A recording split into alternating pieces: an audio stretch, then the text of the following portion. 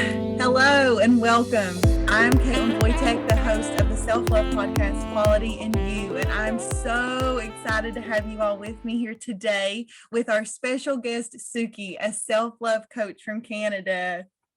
Hey, girl. Hi, everyone. Thank you, Kate, for having me on today. It's truly an honor. I knew I wanted to be on your podcast the moment I listened to an episode, so I'm really excited to be here. Thank you. I'm so excited. I knew I wanted to have you on the minute that I scrolled through your Instagram page, which I will link later. I said, this girl is very inspirational. So it works out really well. I'm very grateful you have agreed to come on. We have some very exciting things we're going to share with you all today. We're going to be talking about why unconditional self-worth is key to self-love, the difference between self-worth versus self-belief and why both are needed for self-love, and how to rediscover your self-worth through limiting beliefs. So I prepared some questions prior to this and sent them over to Suki. We kind of have been chatting back and forth for a few weeks. That way we can try to compile this for you all to, as I say, grab, go, and grow. So without further ado, I'm just going to turn the floor over to you, and we can start discussing that first topic of the unconditional self-worth is key to self-love and how you came to discover that in your own journey. That is a really, really great question. I really love this one because my discovery was kind of backwards. So for me, it started in university.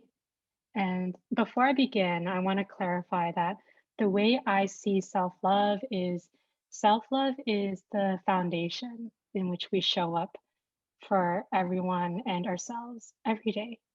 And in this foundation, there are key components like self belief and self worth. So, why I say I discovered it backwards is that I first started my journey with self love and then self belief and then self worth. Oh, So, yeah, I went in circles, but it's funny.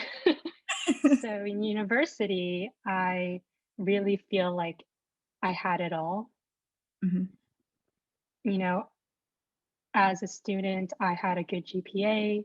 I had great friends both in university and from home. Had a great workout routine. That was a thing in university, being healthy and fit. I just feel like my life was perfect. If my perfectionism was still here, I would describe that phase of my life perfect. But then 5 years ago, I had a fallout with my friend, one of my deepest friendships. And with that, I feel like my identity crumbled a bit. I really feel like I lost all of me, and I didn't know how much meaning I had attached to this relationship. So that was really what launched me into self love, and how far I came up is in the idea of positive self talk, which a lot of us may be familiar with. Just rooting for yourself, telling yourself that you're okay, just speaking kindly to myself. So that was, in a way, my first encounter with self love. And then graduation came around, and I decided that as a science student who was studying biopsychology, I'm going to go into advertising because it makes total sense to both me and my parents. I love it. So, exactly, imagine their faces when they heard me. Oh, yeah, I'm sure that talk was to be a fly on the wall in that room. If only I could go back, I would be a fly on the wall just to witness everything again. So I decided I want to get into advertising. But back then I was a perfectionist. I didn't feel like I had credentials. Mhm. Somewhere along the line, I told myself growing up that I had to be perfect. I had to have all the evidence, which is a GPA, a certificate of some sort, to show that I'm qualified. And I felt like I was the furthest from being qualified. And it showed because it was hard to get in. I had a lot of rejection and I felt like I was going in circles. So that was a moment when I discovered self belief, the idea that I don't have confidence, but I'm going to make a decision that I'm going to believe in myself every day. So I got into advertising and it was a dream come true. I really enjoyed my first year there, but then somehow along the way, I realized that that's not where my heart lies. So I made a few transitions between agencies. And this comes to my last point of self-worth, which is what I now realize is the most important piece of self-love.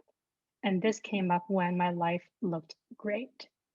Mhm. Last year, my life looked great. I was in advertising, the industry I had dreamed of going in, that I told everyone about. So, when you tell everyone about your passion, your identity is also attached to that passion now. Absolutely. So, on the outside, I had everything. I regained my confidence. I now had a more close group of friends. I'm over, quote unquote, the friendship fallout. Mhm. But honestly, Kate, something was missing and I could feel it. Yeah. And that was when I could tell it has something to do with my worthiness. And I knew that my whole life, pretty much, my worthiness was conditional Yeah. because now I have everything and I still don't feel worthy, right? So that's how I really came to discover self worth is so important to self love. When you're able to feel that you are worthy of good things just for being who you are, not when you are at a certain place, that is what really transforms everything. Oh, absolutely. I think that, and I know the audience doesn't know this, but you and I have not ever spoke about your path to self-worth and self-love and worthiness. But our stories are listening to yours are really similar in that I too got to a point where I had everything in the perfect life and still felt that void inside, and it's eternal. It's internal, and I think that a lot of us spend so much time and effort placing it in external things that we really don't know until it either comes a time where we hit rock bottom and we lose everything, or we receive everything, like in your case, and still feel that void, to know that it's something that has to do within. So, I think either way, when people are on a self growth journey and they truly have a desire for that worthiness and that self love, it comes to light on either end, the rock bottom or the peak performance level. I really truly think that if you're searching for it, it comes through either way. But I didn't know that that was your journey, and wow, just I just love you to death. Yeah, that would be hard, especially with the friendship. I did that with my ex-husband, attached so much to, Mm, and that's difficult to learn to let go of that. And I know a lot of people do that. And it's not just with people, we do it with materialistic things, you know, uh, and our home where we're from. People don't want to leave. I'm from a really small hometown, so everybody that's there now has always been there. They don't ever leave, and I think that all of that stuff forms these attachments that we don't realize carry these weights, these underlying weights. So that's really beautiful mm. that you were able to, one, push past what everyone thought of you to really go for your dreams. That is just, you don't hear that very often. Most people just go with what is the easiest path. So, applause on that for sure. And then to achieve all of that, and still search past that really says a lot about you and your journey. That's really beautiful. Thank you, Kate. And thank you for sharing about your story with your ex husband because identity is a tricky thing. Just yesterday, I was talking to a friend of how imagine if we had no identity. When we have no identity, I think our potential is limitless, Oh, absolutely. Absolutely. right? I truly believe that. I've been doing these meditations on identity, and where you go back to your like childlike self and do a lot of forgiveness and healing of past traumas. And I actually told my mom, a life coach in her own way. And we were talking just this morning about those meditations. And I said, I literally feel like where I've made these decisions over the last year to really grow in self-worth and self-love, that, and it's been my letting go year of letting go of all my limitations and my limiting beliefs and everything. It really feels like I'm starting to feel limitless, like in my growth, like That's amazing. I may start floating. No, but seriously, it does, without all the whatever stuff, but it does, it feels like an endless range of possibility. Truly. Wow. It does. And to be there from where I was last year, like, uh, that that is just, I cried during my workout this morning. There was a moment where we had to hug ourselves and let the compassion we have for ourselves just flow up through all of our, chakras, and I always pronounce that wrong, but let it flow up. And it it just, it's limitless, and it brings up so many emotions, and you're not ashamed anymore. You just are like, well, yeah, I'm crying doing my workout. Who cares? I love myself. I love that. Embrace your emotions. And when you mentioned that you're now at a place where you begin to feel limitless, but then just last year it was different. I could imagine the emotions that are coming up are not only the joy of being limitless, just the strength of going through the process to become limitless. Yeah, it's to have strength in myself and to feel any ounce of courage, because that, I always tell my mom, I feel like I have like test tubes of emotions, and like my courage was depleted, my worthiness was depleted. So to feel those starting to fill back up and have that sense of like, I can do this, like I think I can do this, happy dance, yeah.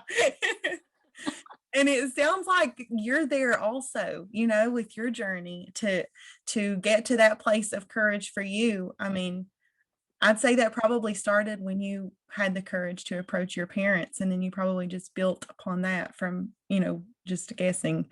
But that's a lot. Mhm. I think people underestimate that. Sometimes we get this sense of like, almost like toughness, like, well, we're tough, we got this. But really, it's not. Courage is vulnerable. Mhm.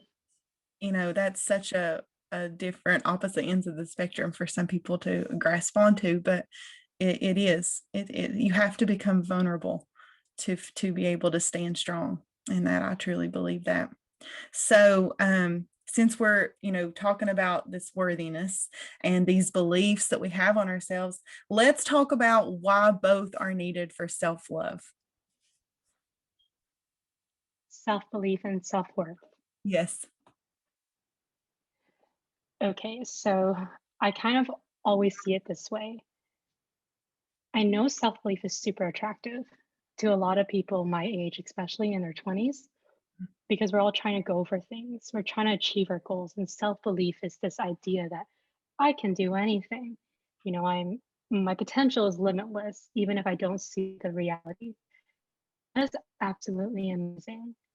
The reason why you need self-worth and the reason why I wished I knew sooner is just because you believe that you can do something doesn't matter if you do not feel worthy of it. Oh, absolutely. For Absolutely. me, that was love. I believed that I could get self love and through positive self talk, university, but with worthiness, I didn't feel worthy of it. I didn't know then, but I know now. And Yeah, that's why I went in circles. So that's why I always emphasize in order to work on self love, the key to unlocking self love is to first feel worthy of being loved. The absolutely. belief, also equally important, it affects the way you show up every day. But I just believe that your belief can have more support with people around you. It's easier to surround yourself with people who believe in you, and then you kind of like move from there. But worthiness is so deeply seated and it's so individual. it's not the same as someone telling you you're worthy versus I believe in you, right? So, I whole, yeah. yeah, I wholeheartedly agree with that. Absolutely.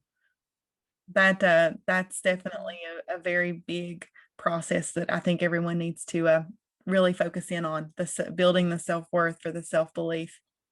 And it makes a lot of sense too, the way you explained it, because if you build your self-beliefs off of the unworthiness, then those are just going to crash and crumble. It's that worthiness that you need for that solid foundation to build those upon. Yeah. Yes. So when you were discovering all these limiting beliefs about yourself, how did you go about? Did you meditate? Did you do yoga, daily affirmations to rediscover your self-worth? Uh, Excellent question. I would say the first thing is first, you have to have a willingness. You have to be willing and you have to have a desire to make something out of yourself. This is with anything really, like self love, self belief, self worth. You have to have an innate willingness to want to create a reality that you cannot see. Because oftentimes when we're in a rut, we Mhm. only see the black and white and the gray. You have to envision the color to pull you through. So the first thing is really willingness to feel worthy again. You have to have that burning desire. And I truly believe that I'm not sure about you, Kate, but for me, I had to hit a certain time period. I had to be in a certain phase of my life for a while to Mhm. really tap into that desire. Yeah, I had to also. I actually read a book. Yeah. Anthony D. Mello has a book called Awareness. And he says in that book, it's only when you're sick of your sickness that you'll get out of it. And Hmm. I really think that is so true. Have you read that book before? No, it's just that that statement is so true. That's so true. I know. It's just you get to this, you have to get to this mindset of that you truly are not going to keep living your life in the comfort of, and we say comfortability, but it's really not. It's just a fear of the unknown. But we get so stagnant in what we are told to believe, what society has placed upon us, the things we've allowed to happen to us, the choices that we've made. I think we get so comfortable in that area that we don't press forward and push ourselves. So there really has to be almost like a buildup to push you past that.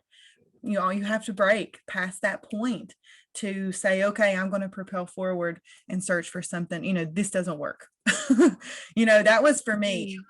It was more of just not, I started not even with, I didn't really know maybe what it was that I wanted. I just knew what I didn't want, what I needed to get away from. And I think that, even if you can use that as a basis to just say, okay, you know, I may not know what I want, but I know it's not this. So, Mhm. and kind of let that propel you. I think that builds behind actions a lot of times for people. Yeah, that's really powerful, knowing what you don't want, because you know what? There's actually a lot of people that I know. I have a bunch of friends who are wiser, older. A lot of people don't know what they don't want. So it is truly a place of gratitude and even privilege and honor to know what you don't want. But how do you know what you don't want? You have to try. Yeah. So that's the trick there. I know for me, it was the contrast. I felt the contrast between where I was and where I wanted to be. And I kind of let that contrast guide me away. I let it pull me away into to where I started feeling it shrink. And I let that kind of Mm. be my force. So, if I like my marriage, he was mentally and verbally abusive. And I knew that even if I had to be alone in my life and not have a spouse or a partner, to feel that way in that area, um, that I wanted to have enough love for myself to not expose myself to that anymore and not expose my children to that. We have two children together. And that was a big barrier for me. I was with him right out of high school. So I'm 30, I'll be 31 in May. So there was 11 years there of just putting up with that, and it wasn't all bad all the time, it wasn't that kind of thing. But there for the last little bit, the pressure was building. And, I listened to a lot of Matt Kahn, and he says that there are such things that get brought into your life like twin flames. And those are lessons for you to teach you so that you can move forward and heal that. But when you stay in those longer than what you're supposed to, that's when the trauma starts to occur. And I definitely missed my little exit, my first exit. Your first highway exit. I missed several detours. So, Oh. I ended up at rock bottom, was sick of my sickness. And I let that contrast between who I wanted to be and what I wanted was to not have that propel me past my barrier that I had built from fear of leaving him. So, and it sounds like in your journey that you had to push past like that friendship that you had, you've had to, something's had to build there, to push you past being able to heal from that trauma. Yeah, it's funny that, first of all, thank you for sharing that. I could imagine that, you know, coming out of high school and being so familiar with one relationship, a connection, that's really tough. And, yeah, there were detours and there were misses on exits, but like you mentioned, everything is meant to be. And I think I saw you post that on Instagram story once where you Yep. just kind of have to stay there because that is also part of your soul's growth. You need the build up, like you mentioned, to really push you ahead. And that push, when it does happen, so for people who are listening who feel like they're stuck, that push when it happens is truly magical because it's like it's launching you to a different place.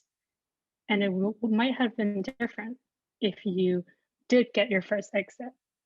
I But agree that's maybe another way to think about it.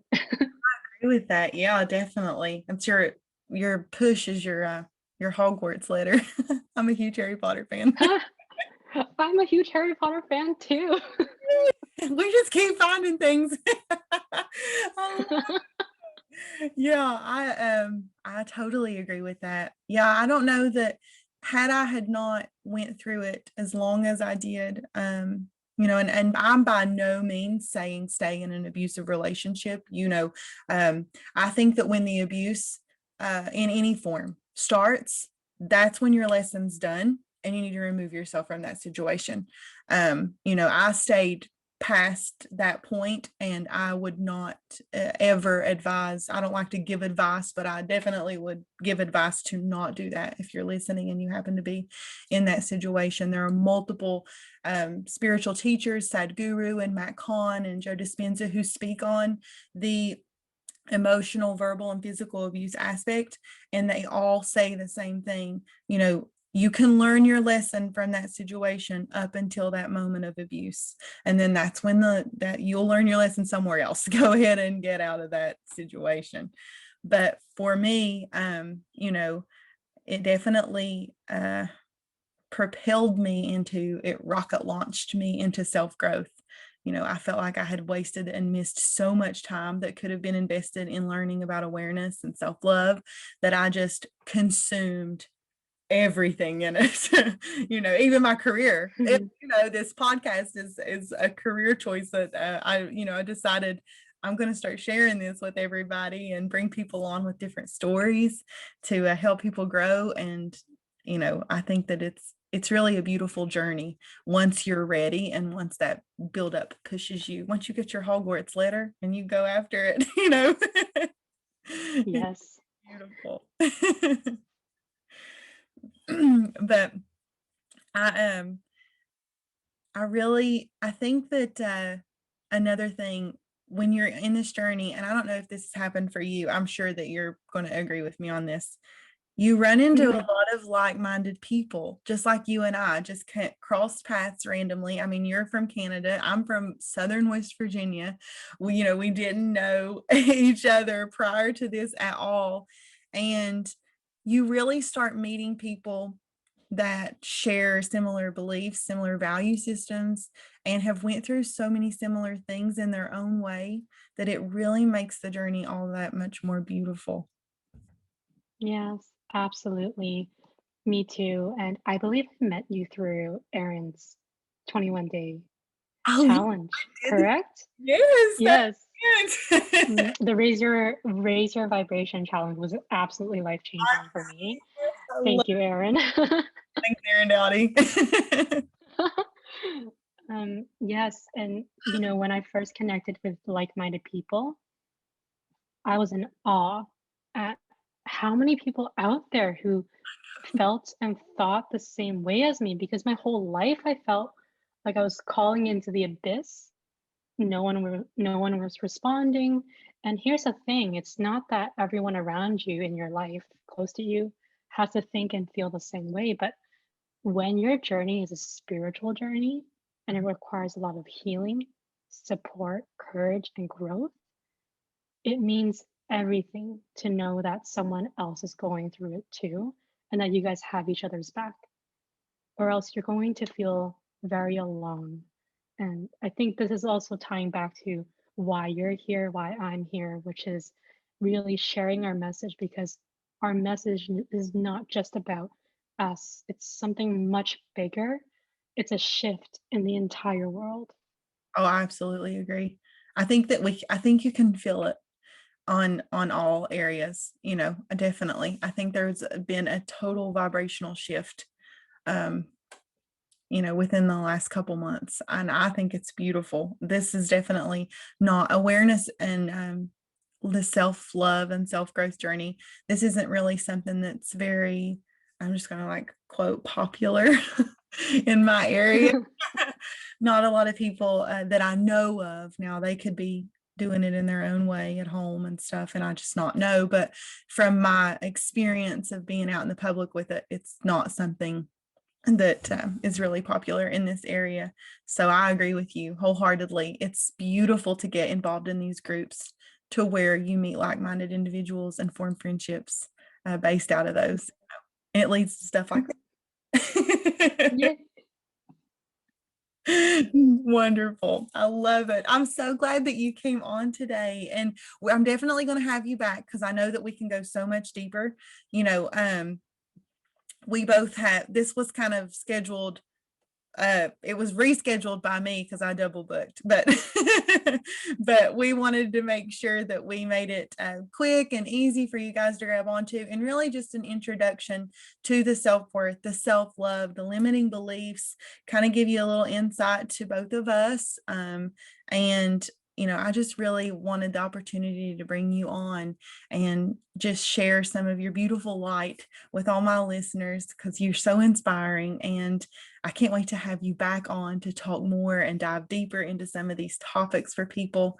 I think that when it's explained through true stories in a raw, unfiltered way, that's when it's most helpful. And that's when you can really reach people.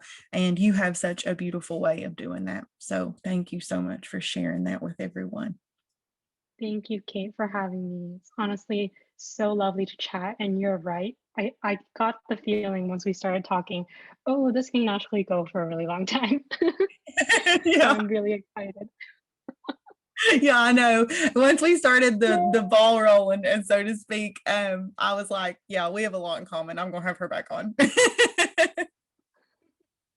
So it works out really good. And I like to give everybody an opportunity. Not everybody has an hour, to spend. So it gives a good message in a short amount of time, and then we can go a little longer into some of these topics that need it, like self-forgiveness and things like that. Releasing attachments and working through limited beliefs. We can dive deeper into those later, but I did want to share your story for anyone that may be going through similar things, and how you worked through them, and how you have just reached this beautiful spirit that you are right now with your beautiful light and shining. And I know that I don't know you prior to this, but I'm so proud of you and your journey. I love seeing other people that have applied this to their life and just I feel like I told my mom, I said, it's like they literally shine. Like, you know, like they just shine. They're so bright. I love it so much. That's exactly what I think of you right now while you were talking too. I was like, wow, this woman is literally glowing. It should be the internal glow, but also her lights. It's the lights, it's the filters. It should be the internal. It's the internal light. I love it. I bought this necklace the other day. It's got like a little eye on it, and I tell everybody it's my third eye. So I'm shining when I have it on. Oh, So it's the little details. But thank you so much for joining me. I really appreciate it, and I cannot wait to have you back on. I hope that everyone listening can, if you going through something similar and you're feeling unworthy, you're feeling that lack of love, I'm going to link all of Suki's stuff so that you all can go and connect with her. I've seen several comments, not only on the post that I made that you were coming on, but also on your posts, that there are so many people that you're reaching and helping and providing that foundation for. And sometimes that's all that they need, is a platform to stand on. And the fact that you are taking time out to provide that to people is beautiful. So I want to make sure I give everybody the information that you can reach out to her and that you can follow her. She's truly inspirational. You will not want to miss her Instagram stories and all that she has to offer. Truly, I mean, just the vulnerability and the rawness of her story, and all the way she explains how to develop these things that you may feel that you lack and struggle with. Guys, just, she's got it. She'll get you there. Just follow her stuff. I'll link it later, and I can't wait to have you back on. I can't wait to chat with you again. Thank you so much, Kate. Thank you so much. I hope you enjoy your evening. You too. All righty, bye. Bye.